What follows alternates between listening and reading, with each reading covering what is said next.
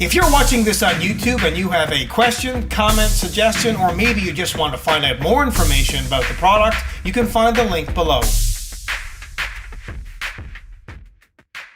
Hello again, I'm Rodney Reynolds with 3DGameMan.com and welcome to another video review. Today I'm looking at the Nanoxia Deep Silence 4 case. A spiffy looking box that has lots of pictures as well as features and specifications all around it. Now let me open it up and see what's inside. It's packaged very well between two pieces of styrofoam and the case itself is in a plastic bag. Included is a user's manual and they have this tape to protect the shiny front. They include an accessory box and in it is a bag of screws, motherboard standoffs, and other screws for installing, like for example, drives, 6 plastic cable ties, a 3.5-inch drive bag cover, 2 rubber plugs if you want to seal up those holes on the back of the case for water cooling tubes, and an 8-pin extension cable. At first glance, you might think that this is a mid-tower case, but it actually isn't. It's a micro-ATX case fitting micro-ATX and mini-itx form factor motherboards. It comes in 3 different colors.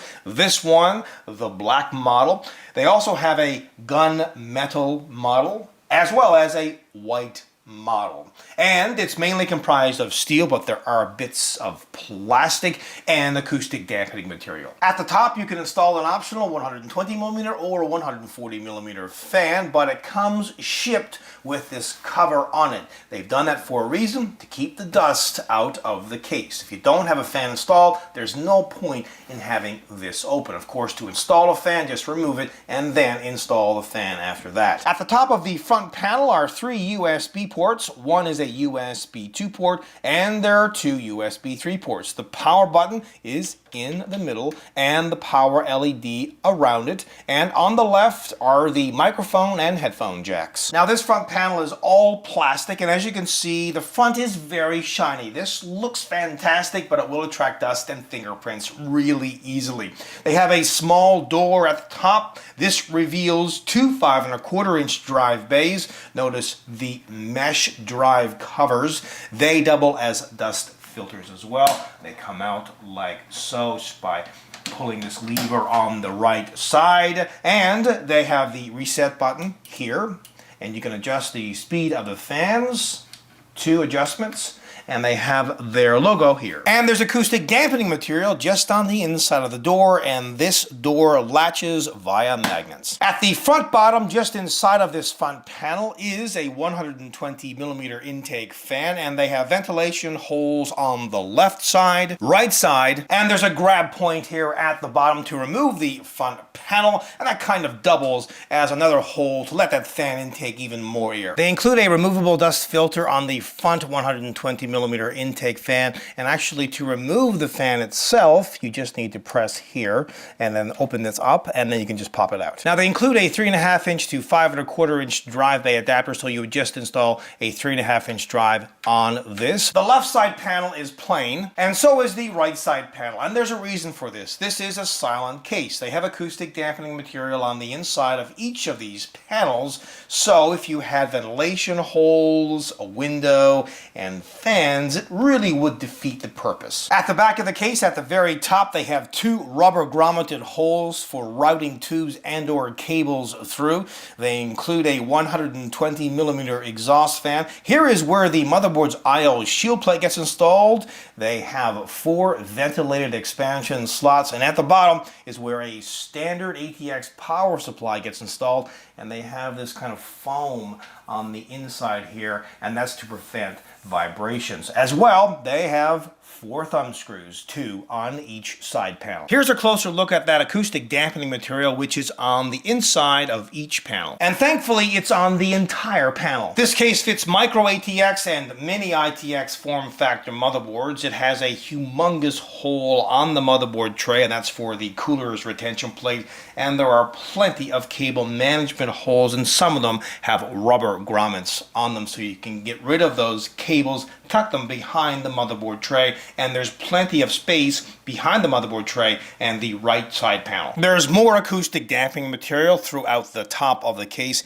even on where you can install an optional 120mm or 140mm fan, but of course you would have to remove this if you wanted to install a fan at the top. Those two top 5¼ drive bays have a toolless design, but the remaining drives do not. You'll need to use the included screws to install either 3.5" or 2.5" drives. You can install up to 6 3.5" or up to 6 2.5" drives on these drive cages. Now there are 3 drive cages. The top one you can install up to 3 drives, the middle one you can install up to 2 drives, and the bottom one you can install up to 1 drive. Now you can remove the top and middle drive cages if need be, but the bottom one you cannot. To install a drive, it's really easy. Just remove this metal drive tray. By the way, they have rubber grommets on here. Install a 3.5" or 2.5" drive using the included screws, and then just slide it back into place. And you can install another 2.5" drive at the bottom. There's no toolless design on the expansion slots, but you know what? Thumb screws are just as good, if not better. And they have rubber rests for the power supply to lodge on. And before I showed you, at the front of the cage you can adjust the speed of the fans, where you can attach up to 6 3-pin fans. Now you can fit a video card that is up to either 265mm in length, or if you remove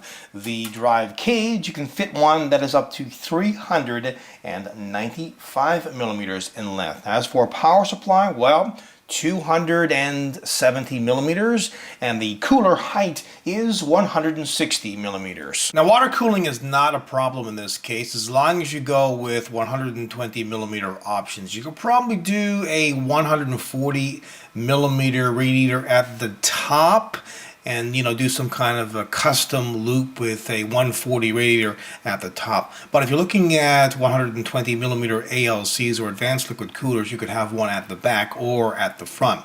Now if you have one at the front, you will need to remove the 2 top hard drive cages, as you can see here in this picture, but it does work quite well. Now have a peek behind the motherboard tray. First of all, though, at these drive cages, they have a couple of latches on this side. You just kind of push these up and then pull the drive cage from the other side if you want to remove the drive cage. Now the motherboard tray has these punch outs on it, and that's to organize the cables. As I mentioned before, all of these holes to route the cables, and again there's plenty of space behind this and the right side panel. At the bottom there are 4 tall feet, and each one of these has a rubber insert. These feet are good no matter what surface you put the case on, whether it's carpet or a hardwood floor. Now if it is carpet, they are tall enough to allow that bottom fan, which is a power supply fan, to intake cool air, and they do include a removable dust filter. Finally, have a listen to the stock cooling. There are 2 fans included, one at the front intaking and another one at the back exhausting, and these are 120mm fans. First